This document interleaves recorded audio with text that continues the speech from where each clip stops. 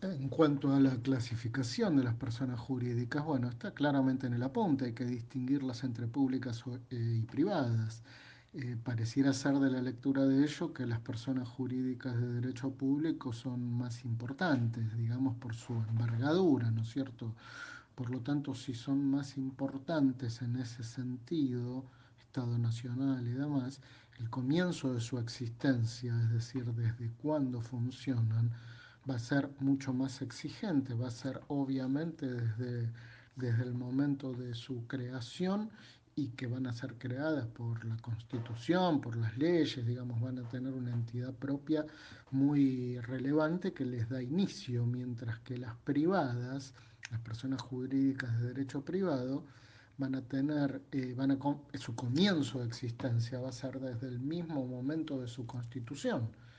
Algunas van a ser más importantes que otras, tendrán más requisitos y al Estado les interesará ponerle requisitos particulares.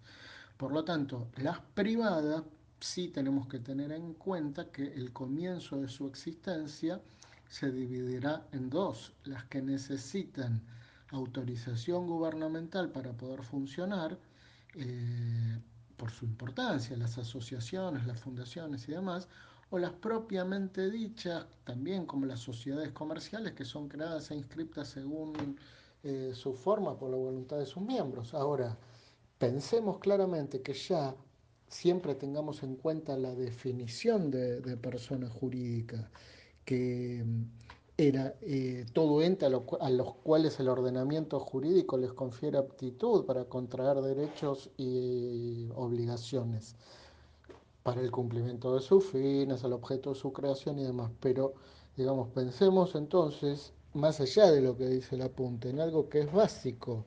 Eh, una agrupación de personas que se junta, el ejemplo que yo doy a veces en clase presencial, los que cursaron ya lo saben, eh, cuatro o cinco alumnos que se ponen de acuerdo dentro del aula para decir, bueno, nosotros cuatro o cinco encarguémonos de claramente eh, pasar los apuntes de lo que el profesor enseña en clase. Vos, y distribuyen las tareas.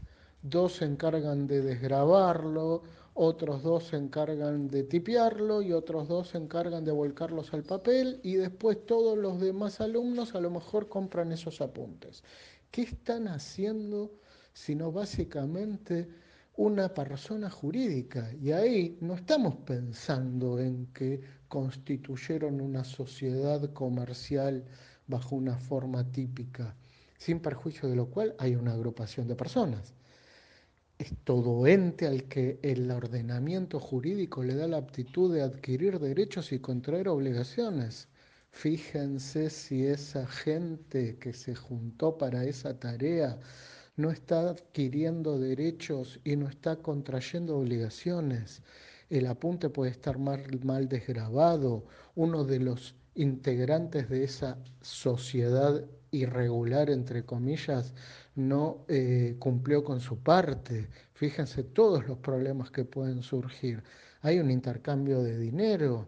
Entonces, todo eso que no estamos pensando en la multinacional o en la sociedad anónima enorme, son personas jurídicas. Ahora, ¿es justo que se les cobrara todo tipo de indemnización o de reparación, reparación en el sentido legal, a, a título individual?